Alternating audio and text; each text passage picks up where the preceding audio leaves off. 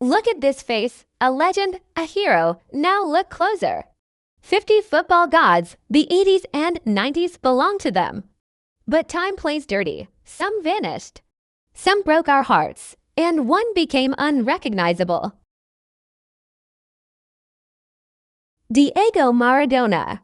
Maradona became a god in 1986, carrying Argentina on his back to World Cup glory.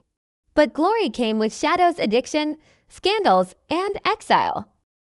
Until his last breath in 2020, Diego remained untouchable in the hearts of millions. Zico. Zico mesmerized with every touch, dazzling fans with free kicks that felt like art. Though he never won a World Cup, he inspired a generation. Today, he quietly mentors young stars, his fire now burning in others. Michel Platini. Platini won hearts and trophies, including 3 Ballon d'Ors. He led France to Euro 80 for glory, but his journey took a dark turn in football politics, ending in suspension and regret, a tale of brilliance blurred by ambition. Ruud Gullit. With his iconic dreadlocks and fearless presence, Gullit did not just play the game, he redefined it. At AC Milan, he stood tall among legends, blending physical strength with technical beauty. Long after his final whistle, his charm carried him into punditry, where he continues to dissect the game with the same boldness he showed on the pitch. Marco van Basten. He was the artist whose career was carved by pain. Van Basten's strikes felt like cinematic masterpieces, but his body betrayed him too soon. Forced into early retirement, he transformed into a quiet mentor, his words now guiding where his feet once danced. Lothar Matthäus. For over 2 decades, Matthäus was Germany's relentless engine. He played in 5 World Cups, a record that stands unmatched, and led his country to triumph in 1990. Retirement never truly silenced his fire. He now serves as a powerful voice in football media, forever carrying the aura of a born leader. Socrates. He wore his jersey like armor and spoke like a philosopher. Socrates, the doctor who led Brazil's 1982 team, stood against dictatorship and preached democracy through sport. His passing in 2011 marked the end of a life lived with courage far beyond the football field. Gary Lineker. He was clinical in front of goal and spotless in conduct not once shown a red card. Lineker's calm demeanor and sharp instincts earned him the Golden Boot in 1986. After football, he moved into broadcasting, becoming the trusted face of the game for millions every weekend. Eric Cantona. He was the rebel with the crown, unpredictable and magnetic. Cantona's time at Manchester United turned him into a legend not just for goals, but for the fearless way he lived. After retiring early, he walked into acting and poetry, where his eccentric soul continues to burn brightly. Roberto Baggio. The divine ponytail carried the weight of a nation. Baggio's miss in the 1994 World Cup final is a moment frozen in football history, but it never defined him. In retirement, he turned toward peace, Buddhism, and nature, his grace off the pitch as sincere as it was on it. George Weah.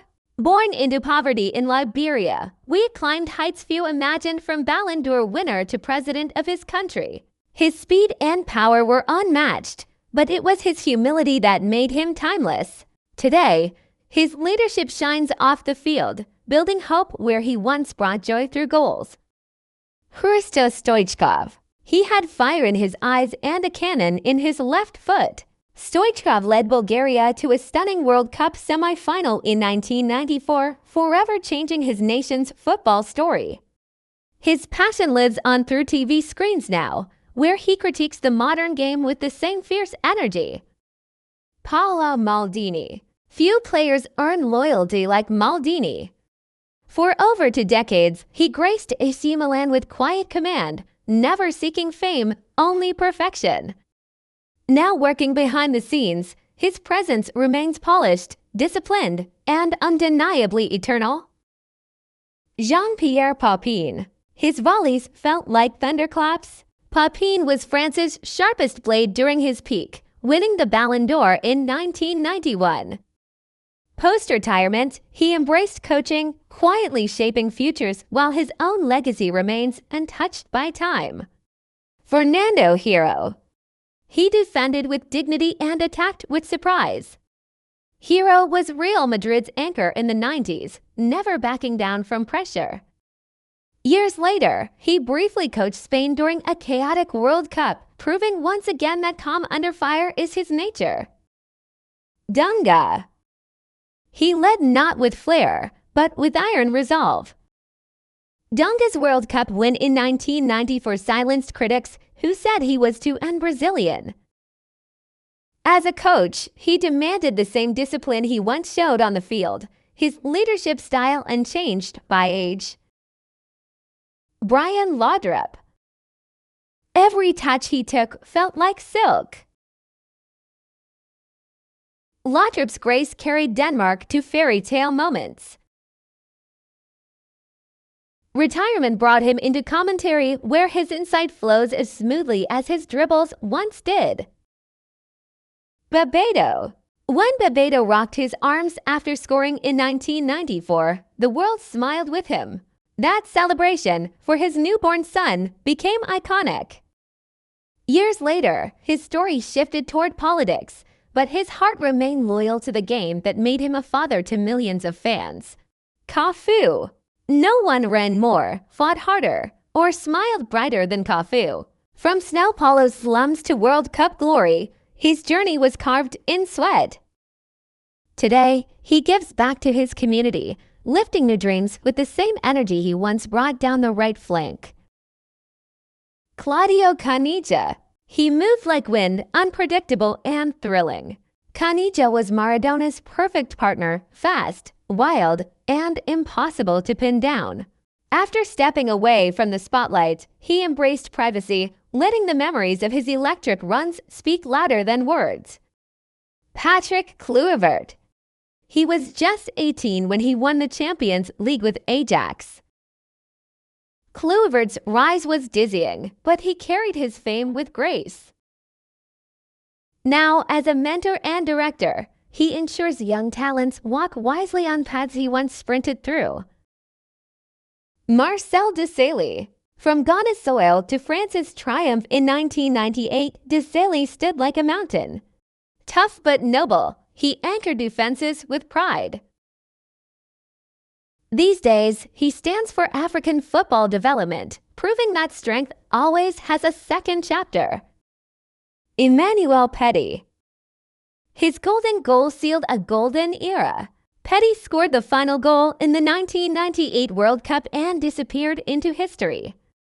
But his journey did not end there. He later opened up about his struggles with depression, becoming a voice of strength in silence. Edgar Davids. With goggles on and fury in every stride, Davids was a force. He mixed street style with elite control, breaking stereotypes with every pass. Now he dedicates himself to youth coaching, channeling his fire into the next generation. Davor Zucker. His goals came at a time when Croatia needed a hero. Zucker's brilliance at the 1998 World Cup made a new nation believe in dreams. Today, he serves Croatian football from behind the curtain, a quiet architect of lasting pride.